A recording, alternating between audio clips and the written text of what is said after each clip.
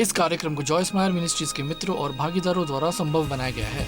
मैं हमेशा कहती हूँ, जब मैं दिमाग पर सिखाती हूँ, आज जो सोच रहे हैं उसके बारे में सोचें। और कई बार यदि आप ऐसा करते हैं तो आप अपनी समस्याओं के स्रोत का पता लगा लेते हैं।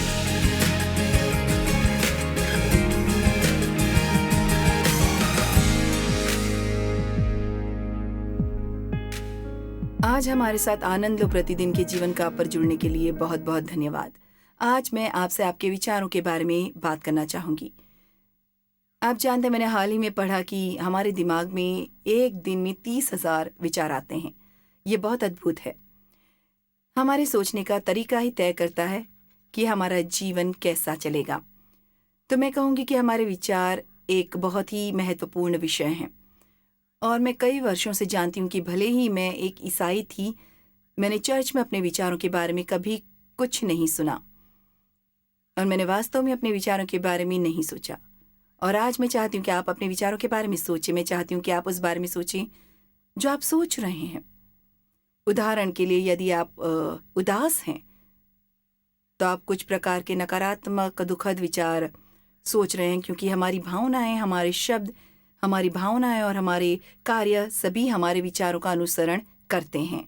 जब तक मैं बेहतर नहीं सीख गई, मुझे वास्तव में नहीं पता था कि मैं अपने विचारों के बारे में कुछ भी कर सकती हूँ। मेरे मन में जो भी आया मैंने बस सोचा, और ये नहीं सोचा कि ये कोई समस्या है। आखिरकार मैं विचारों से छिपी थी, लेकिन वास्तव में परमेश्वर हमारे सभी विचारों को हमारे सोचने से पहले ही जान लेते हैं। और जब हम आज बाइबल का अध्ययन करेंगे तो आप देखेंगे कि वे वास्तव में कितने महत्वपूर्ण हैं।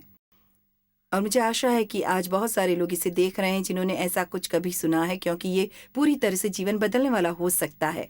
नीति वचन 23:7 नए किंग जेम्स संस्करण में कहता है, क्योंकि जैसा वो अपने मन में विचार करता है वैसा वो आप है। ये एक अन्य अनुवाद है, जैसा वो अपने मन में सोचता है वैसा ही वो बन जाता है। मेरे पास इसे कहने का थोड़ा अलग तरीका है। मैं कहती हूँ, मन जहाँ जाता है आदमी वहाँ जाता है। आइए अब एक उदाहरण के बारे में सोचिए। आइए बस ये कहें कि आपको वास्तव में आइसक्रीम पसंद है। मुझे आश्चर्य है कि आप में से कितने लोग अपना हाथ ऊपर करके कहेंगे, हाँ मुझे आइसक्रीम सच में पसंद है। दरअसल आपको आइसक्रीम इतनी पसंद है कि आप इसे अपने घर में भी कहीं रखते हैं, क्योंकि आप जानते हैं। लेकिन मान लीजिए कि आप आइसक्रीम के बारे में नहीं सोच रहे हैं, कुछ समय के लिए आपके दिमाग में आइसक्रीम का ख्याल नहीं आया, लेकिन आप एक टीवी विज्ञापन देखते हैं और कोई एक अद्भुत दिखने वाली आइसक्रीम संडे खा रहा है। सच तो यह है कि यह आपका पसंदीदा प्रकार का आइसक्रीम संडे है। ये वेनिला आइसक्रीम है जिसके चारों चॉकलेट सिरप और उसके ऊपर व्हिप्ड क्रीम है। खैर, इससे आपकी इच्छा होती है कि आपके पास भी एक होता। और यदि आप इसके बारे में काफी देर तक सोचते हैं तो वास्तव में एक अच्छा मौका है कि आप अपनी कार में बैठें और दुकान पर जाकर आइसक्रीम ले आएं। हमारे विचार हमारे जीवन पर कितना बड़ा प्रभाव डाल सकते हैं। यदि आप किसी अन्यायपूर्ण या निर्दयी चीज के बारे में सोचते हैं जो किसी ने आपके साथ किया है, और आप इसके बारे में सोचते हैं, तो एक अच्छी संभावना है कि आप उन्हें फोन कर सकते हैं और उन्हें बता सकते हैं कि आप नाराज थे और उन्होंने आपके साथ कितना बुरा किया और आपको चोट पहुंचाई। अगर हम हर समय अपने बारे में सोचते हैं तो हम स्वार्थी और आत्म केंद्रित हो जाते हैं। लेकिन अगर हम इस बारे में सोचें कि हम अन्य लोगों के लिए क्या कर सकते हैं, तो इससे हमें स्वार्थ से बचने में मदद मिलेगी और ये बात हमारे जीवन में बहुत खुशी लाएगी। मैं सचमुच चाहती हूँ कि आप आज समझें कि आपके विचार कितने महत्वपूर्ण हैं। आप कह सकते हैं कि वे आपके जीवन में होने वाली हर चीज की शुरुआत की तरह हैं। मान लीजिए, यदि आप लंबे समय तक झपकी लेने के बारे में सोचते हैं तो बहुत अच्छा मौका है कि आपको नींद आ जाएगी और आप लेटना चाहेंगे। मैं वास्तव में सुबह जल्दी उठ जाती हूँ, कभी कभी 3:30 या 4 बजे, और मुझे लगता है आप में से अधिकांश को ये अप्रिय लगता है, लेकिन मैं रात को बहुत जल्दी सो जाती हूँ और मुझे दिन के उजाले से पहले सुबह के कुछ घंटे बहुत पसंद है। मैं एक छोटी सी रोशनी जलाती हूँ और मुझे मेरी कॉफ़ी मिल जाती है और मेरे पास प्रार्थना का समय होता है और मैं वास्तव में इसका आनंद देती हूँ। लेकिन कुछ सुबह क्योंकि मैं इतना जल्दी उठती हूँ, मुझे नींद आ जाती है और मैं वापस बिस्तर पर जाकर लगभग 1 घंटे की झपकी ले लेती हूँ। खैर, मुझे अब ऐसा करने की आदत हो गई है और इसलिए मुझे लगता है कि मैं बिस्तर पर वापस जाना चाहती हूँ, भले ही मुझे नींद ना आ रही हो, क्योंकि मैं इसके बारे में सोचना शुरू कर देती हूँ। एक बार फिर आपके विचार, आपके शब्दों, आपकी भावनाओं और आपके कार्यों को प्रभावित करते हैं। आप कभी-कभी कह सकते हैं, अच्छा मैंने ऐसा क्यों किया? ठीक है, ऐसा संभवतः इसलिए है क्योंकि आप इसके बारे में सोच रहे थे और न केवल एक बार बल्कि आपने इसके बारे में बहुत कुछ सोचा था। अच्छा, मैंने ऐसा क्यों कहा? क्योंकि ये आपके मन में था। बाइबल कहती है जो मन में भरा है वही मुंह पर आता है, या मन से बाहर मुंह बोलता है। 1 पतरस 5, 8 और 9 विस्तृत अनुवाद कहता है, सचेत हो और जागते रहो, क्योंकि तुम्हारा विरोधी शैतान गर्जने वाले सिंह की नाई इस खोज में रहता है कि किसको फाड़ खाए। मैंने सचेत हो को रेखांकित किया है। आप जानते हैं, हमें कभी कभार ही अपने विचारों के प्रति सावधान रहने की आवश्यकता नहीं, हमें हर समय अपने विचारों के प्रति सावधान रहने की आवश्यकता है। और बाइबल कहती है कि हमें हर समय सचेत रहना चाहिए और प्रार्थना करनी चाहिए और नजर रखने लायक बहुत सी चीजें हैं। हमें शैतान के झूठ पर नजर रखनी चाहिए, सुनिश्चित करना चाहिए कि यदि वो झूठ के माध्यम से हमें धोखा देने की कोशिश तो नहीं कर रहा है, लेकिन कई बार हमें सिर्फ अपने आप पर नजर रखने की जरूरत होती है। हमें ये सुनिश्चित करने की जरूरत है कि हमारा व्यवहार पवित्र है और हमें अपने विचारों पर ध्यान देना होगा और इस बारे में सावधान रहना होगा कि हम क्या सोच रहे हैं। मैं हमेशा कहती हूँ, जब मैं मन के बारे में सिखाती हूँ, आप जो सोच रहे हैं उसके बारे में सोचें। और कई बार यदि आप ऐसा करते हैं तो आप अपनी समस्याओं के स्रोत का पता लगा लेते हैं। सचेत हो और जागते रहो, क्योंकि तुम्हारा विरोधी शैतान गर्जने वाले सिंह की नाई इस खोज में रहता है कि किसको फाड़ का है। खैर, ये तथ्य है कि वो मैं ही नहीं हूँ, वो किसी ऐसे व्यक्ति की तलाश कर रहा है जो ध्यान नहीं दे रहा या जो ये नहीं पहचान रहा कि उन पर दुश्मन द्वारा हमला किया जा रहा है। और अधिकांश समय जिस तरह से वो हम पर हमला करता है, उसका प्रारंभिक हमला हमारे दिमाग में ऐसे विचार डालता है जो सच नहीं है। शैतान झूठा है, शैतान झूठा है, वो झूठ का पिता है। सत्य में उसमें नहीं है। सच तो ये है कि वो सच नहीं बता सकता और इसलिए वो हमारे मन में विचार डालता है। वो हमें हमारे बारे में बुरी बातें बताएगा, वो हमें परमेश्वर के बारे में बुरी बातें बताएगा, अन्य लोगों के बारे में बुरी बातें बताएगा जो सच भी नहीं है। हमें वास्तव में अपने जीवन में किसी समय एक निर्णय लेना होगा अगर हम जीतना चाहते हैं। और मैं कहती हूँ, यदि आप जीतना चाहते हैं तो आपको बाइबल में कहीं गई बातों पर उससे अधिक विश्वास करना होगा जितना आप अपने विचारों पर विश्वास करते हैं, जब तक कि आपके विचार परमेश्वर के वचन से सहमत ना हो। जब आप ईसाई बन जाते हैं, तब आप मसीह को अपने उद्धारकर्ता के रूप में स्वीकार करते हैं, तो परमेश्वर के साथ अपने रिश्ते की शुरुआत में कई चीजें हैं जो आप सीखना और अध्ययन करना चाहते हैं। वो आपसे कितना प्यार करते हैं, परमेश्वर के साथ संगति कैसे करें और उनके साथ समय कैसे बिताएं। लेकिन जो चीजें बहुत आवश्यक हैं उनमें से एक है कि आपका मन परमेश्वर के वचन के अनुसार नवीनीकृत हो। पत्रस 5 के साथ आगे बढ़ते हुए ये कहता है, विश्वास में दृढ़ होकर और ये जानकर उसका सामना करो। इस पर ध्यान दीजिए, उसका सामना करो। आइए एक और उदाहरण के बारे में सोचें। मैं पनीर खाती हूँ। मुझे नहीं पता क्या पनीर खाते हैं या नहीं, लेकिन मुझे पनीर पसंद है। इसलिए हमारे रेफ्रिजरेटर में हमेशा 1 या 2 डिब्बे पनीर के होते हैं। और आप जानते हैं, पनीर लंबे समय तक चलता है, लेकिन हर चीज की अपनी सीमा होती है। और कभी कभार अगर मैं बॉक्स पर तारीख देखना भूल गई हूँ और असलियत में इसके खराब हो जाने के बाद इसे फेंक देना चाहिए था, लेकिन मैं इसे बाहर निकालती हूँ, इसका एक टुकड़ा लेती हूँ या एक डिश में थोड़ा सा डालती हूँ और कभी कभी ये खट्टा हो जाता है। फिर मैं कूड़ेदान के पास जाती हूँ और मैं उसे तुरंत बाहर थूक देती हूँ, मैं ये देखने के लिए कि कहीं मैंने कोई गलती तो नहीं की और ये वास्तव में खट्टा है या नहीं। मैं इसे थोड़ा भी अधिक नहीं खाती, मैं तुरंत इससे छुटकारा पा लेती हूँ। ये एहसास होने पर कि ये खट्टा है, मैंने इसे उगल दिया। और हमें विचारों के बारे में भी ऐसा ही करना चाहिए। मान लीजिए आपके मन में एक विचार आता है किसी के बारे में एक निर्दयी विचार, और ये किसी ऐसी चीज पर आधारित नहीं है जिसे आप जानते हैं या जिसके बारे में आपको कोई जानकारी है। ये मात्र उस व्यक्ति के बारे में एक निर्दयी विचार है। क्या आप कभी किसी से मिले हैं और ये विचार आया है, मैं तुम्हें पसंद नहीं करता? आप कैसे जानेंगे कि आप उन्हें पसंद करते हैं या नहीं? वास्तव में आपके पास ये जानने के लिए पर्याप्त अनुभव भी नहीं है कि वो कौन है। लेकिन मेरे साथ ऐसा हो चुका है, मैं तुम्हें पसंद नहीं करती। खैर, हम इतनी जल्दी ये निर्णय नहीं ले सकते हैं कि हमें कौन पसंद है और कौन नापसंद है। और इस प्रकार के विचार जो परमेश्वर के वचन से सहमत नहीं है, शैतान के हैं, और वो आपके मन में ऐसे विचार डालकर आपको नियंत्रित करने का प्रयास कर रहा है जो सत्य नहीं है। विश्वास में दृढ़ होकर और ये जानकर उसका सामना करो, मुझे ये सभी पसंद है कि तुम्हारे भाई जो संसार में हैं ऐसे ही दुख भुगत रहे हैं, तो हम अकेले नहीं हैं जिनके साथ ऐसा होता है। शैतान किसी को निगलने की तलाश में है और वो हर किसी को आजमाएगा। केवल वही लोग वास्तव में बुद्धिमान हैं जिन्होंने सच और झूठ में अंतर सीख लिया है। और आज विशेष रूप से हमारी दुनिया में इस बात की जानकारी का अभाव है कि सत्य वास्तव में क्या है। और कुछ लोग ये कहने का प्रयास कर रहे हैं कि सत्य वही है जो आप चाहते हैं।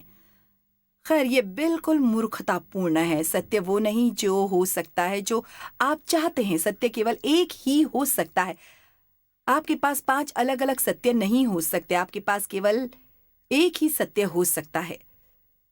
इसलिए हमें ये समझने की जरूरत है कि हम अकेले नहीं हैं जो इससे गुजर रहे हैं। इसलिए जब आप पर हमला हो तो अपने लिए खेद महसूस करने की कोई आवश्यकता नहीं है। और मुझे बस यहीं रुककर कहने दीजिए, और ये बहुत अच्छी खबर नहीं है लेकिन ये सच है, जब तक आप जीवित हैं विभिन्न समयों पर आप पर शत्रु द्वारा हमला किया जाएगा। आप लंबे समय तक साथ चल सकते हैं और आप परमेश्वर के साथ अपने रास्ते पर वास्तव में अच्छा कर रहे हैं, और आपको लगता है कि आपने इस विचार को नियंत्रण में ले लिया है, और अचानक आप शुरू कर देंगे हर चीज के बारे में नकारात्मक विचार रखना, और ये 2, 3, 4 दिनों तक चलता रहेगा।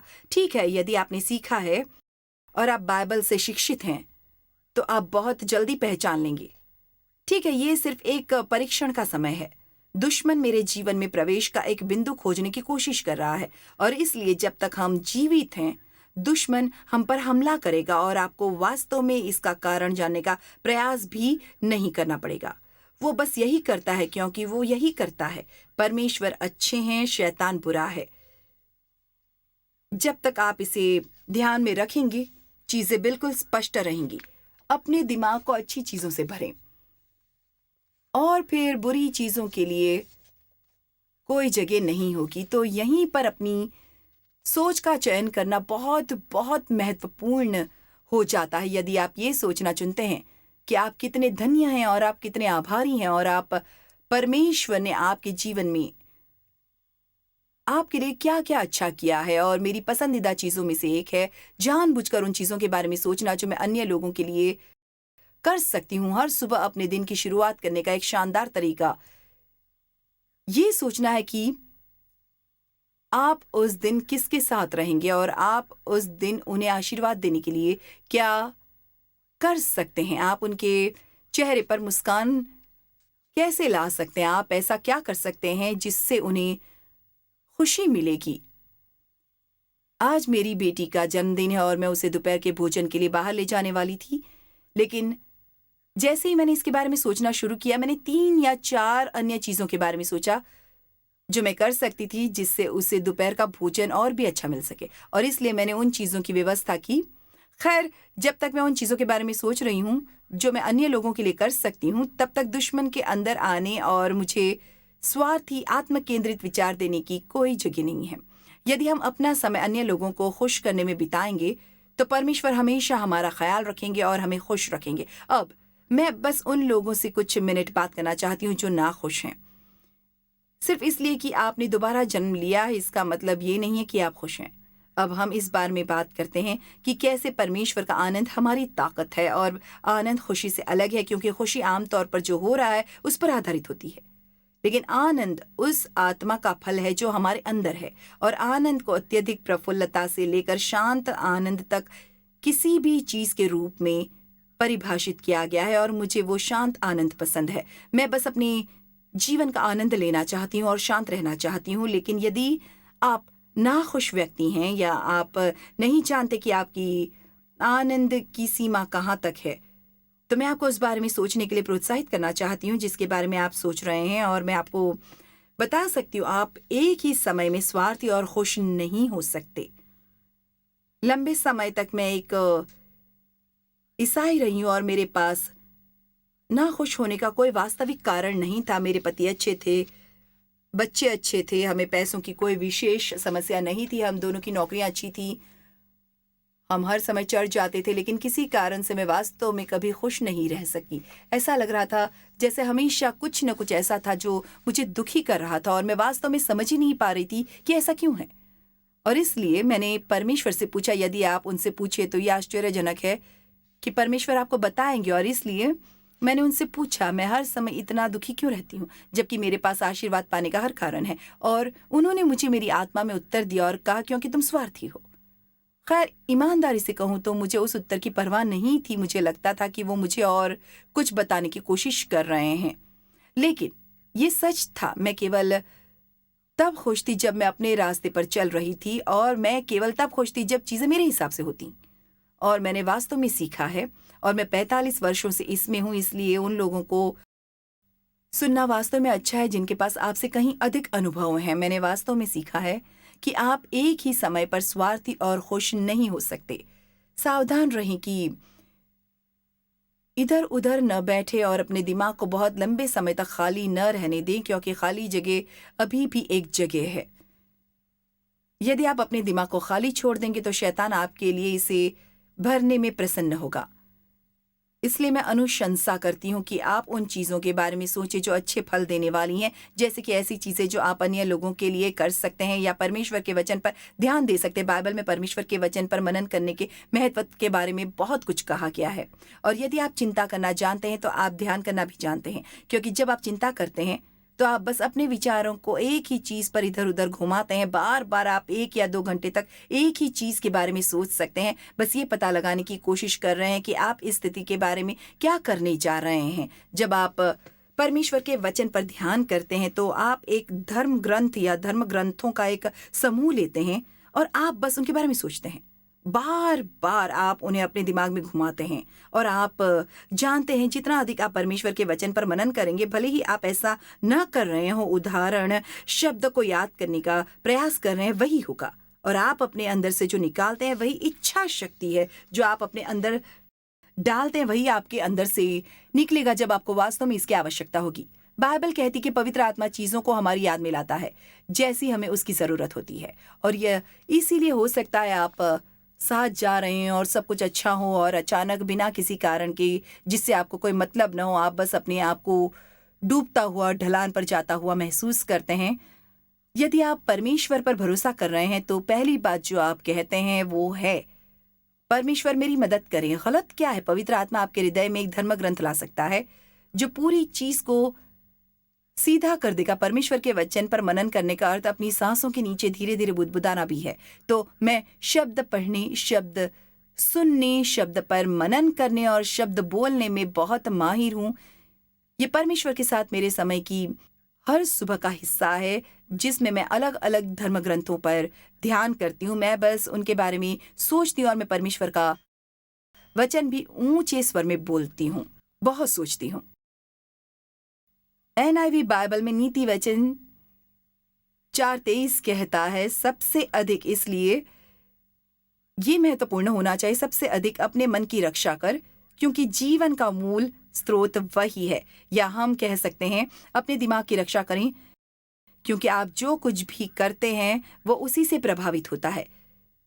कभी कभी बाइबल में दिल और दिमाग परस्पर विनिमय योग्य होते हैं। तो यहाँ फिर से हमारे पास एक धर्म ग्रंथ है जो कहता है सबसे अधिक। तो ये वास्तव में महत्वपूर्ण होगा। बहुत सावधान रहें कि आप क्या सोच रहे हैं और आप अपने मन में क्या आने दे रहे हैं और किस पर ध्यान कर रहे हैं, क्योंकि आपके दिल से, आपके दिमाग से जीवन के सभी मुद्दे प्रभावित होते हैं। यदि आप एक अच्छा जीवन जीना चाहते हैं तो आपको अच्छे विचार सोचने होंगे।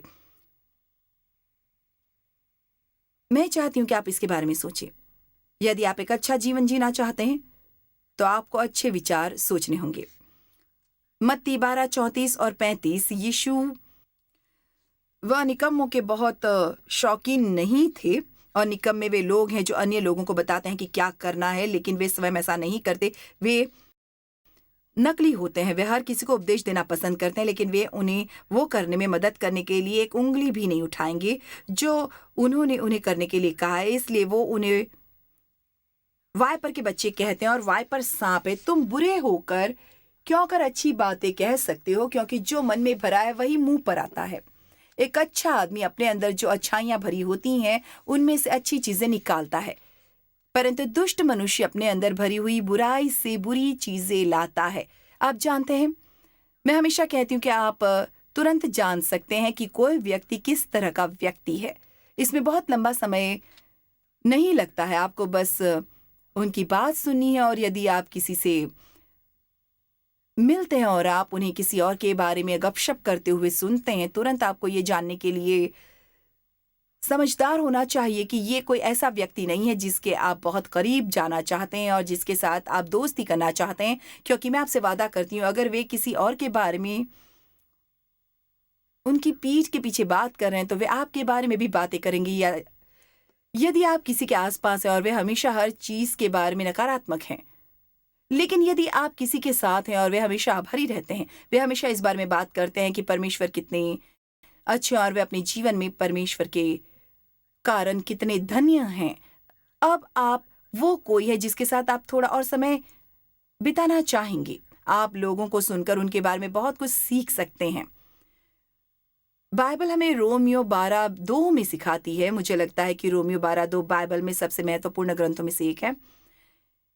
ये आपके दिमाग को नवीनीकृत करने के बारे में है, और ये कहता है इस संसार के अनुरूप मत बनो, इसके बाहरी सतही रीति रिवाजों के अनुकूल। इसलिए हम संसार की तरह ही नहीं बनना चाहते, हम संसार की तरह नहीं सोचना चाहते, हम संसार की तरह बात नहीं करना चाहते, हमें संसार की तरह कपड़े पहनने की जरूरत नहीं है, हमें हमारे पास संसार जैसा मनोरंजन नहीं चाहिए। यीशु ने कहा तुम उनके बीच से निकल जाओ और अलग हो जाओ। तो हम संसार में हैं, लेकिन हमें सांसारिक नहीं माना जाता है। यदि संसार जिस तरह का व्यवहार कर रहा है वो परमेश्वर के वचन के विरुद्ध है, तो हमें उस तरह का कार्य नहीं करना चाहिए जैसा कि संसार करता है। और कभी कभी किसी व्यक्ति की सबसे बड़ी समस्या ये होती है कि वो सभी गलत लोगों के साथ समय बिता रहा होता है। हो सकता है कि आपके पास ऐसे मित्रों का एक समूह है जो वास्तव में आपके लिए जीवन की सेवा नहीं कर रहा हो सकता है कि वो आपका जीवन चूस रहे हों और आपको बुरी बातें सिखा रहे हों। मैं आपको बता सकती हूँ कि आप जिसके भी आसपास है, अगर आप काफी देर तक उसके आसपास हैं तो आप उसी तरह के लक्षण अपनाने लगेंगे। मेरा मतलब है, मेरे पास ऐसे लोग हैं जो मुझसे कहते हैं, जो शायद मेरे शिक्षण को दिन ब दिन सुनते हैं। ओ मेरे पति ने मुझसे कहा तुम बिल्कुल जॉयस मार की तरह लगती हो। कि आप जानते हैं जिसके साथ है वैसे ही आप बन जाएंगे। इसलिए आपको उन्हीं लोगों को चुनना चाहिए जिनके साथ आप समय बिताना पसंद करते हैं। यदि आप अधिक उदार व्यक्ति बनना चाहते हैं तो ऐसे लोगों के साथ न रहें जो कंजूस और लालची हैं। यदि आप अधिक सकारात्मक व्यक्ति बनना चाहते हैं तो हर समय ऐसे लोगों के साथ न रहें जो नकारात्मक और आलोचनात्मक हों और जिनके पास कहने के लिए हमेशा कुछ न हो। तो संसार की तरह मत बनो और इस संसार के सदृश न बनो। और इसका मतलब है कि पूरी तरह से बदलो मत। क्या आप में से कोई ऐसा है जिसे अपने जीवन में बदलाव की आवश्यकता है? और इस संसार के सदृश न बनो, परंतु तुम्हारी बुद्धि के नए हो जाने से तुम्हारा चाल चलन भी बदलता जाए, जिससे तुम परमेश्वर की भली और भावती और सिद्ध इच्छा अनुभव से मालूम करते रहो। इसलिए यदि मैं इसे आपके लिए अपने शब्दों में कहूं तो वो मूल रूप से कह रहा है, यदि आप पे चीजें पाना चाहते हैं जिसका वादा परमेश्वर ने आपसे किया है, तो उनके पास हम सभी के जीवन के लिए एक योजना है, और ये एक अच्छी योजना है। यदि आप उस अच्छी योजना का अनुभव करना चाहते हैं, यदि आप वास्तव में परमेश्वर की इच्छा में जीना चाहते हैं और अच्छा जीवन जीना चाहते हैं जो उन्होंने पहले से ही व्यवस्थित किया है और आपके जीवन के लिए तैयार है, तो आपको वैसे ही सोचना सीखना होगा। और आप कहेंगे ठीक है, मैं ऐसा कैसे कर सकता हूँ, मैं परमेश्वर नहीं हूं, मैं परमेश्वर की तरह कैसे सोचूं। ठीक है, अब थोड़ा थोड़ा करके देखेंगे कि आपके पास इसे करने की क्षमता है। ये सिर्फ खुद को फिर से प्रशिक्षित करने की बात है। जैसा कि मैंने कहा, मैंने वर्षों तक ये भी नहीं जाना कि ये एक विकल्प था। मैंने नहीं किया, मैंने बस सोचा ठीक है। आपने वही सोचा जो आपके दिमाग में आता है। मुझे नहीं पता था कि मैं एक विचार को त्याग कर दूसरे पर विचार कर सकती हूँ। इसलिए यदि आप अपने जीवन के लिए परमेश्वर की सद्भावना का अनुभव करना चाहते हैं तो आपको वैसे ही सोचना होगा। खैर, आप कह सकते हैं परमेश्वर कैसे सोचते हैं। इस समय मेरे पास ये कोई बाइबल नहीं है, लेकिन अगर मेरे पास होती तो मैं उसे अपने पास रख लेती और कहती परमेश्वर इसी तरह सोचते हैं। परमेश्वर के वचन में जो कुछ भी लिखा है वो आपके परमेश्वर की इच्छा, उनके विचार, वो आपके लिए क्या चाहते हैं और वो आपको कैसे जीना है बताते हैं। और हम बाइबल केवल परमेश्वर की प्रतिकूल दायित्वों को पूरा करने के लिए नहीं पढ़ते, और इसे पढ़ने का कोई मतलब नहीं अगर आप पहले से ही सोच लें कि इसमें क्या लिखा है और इसका क्या मतलब है।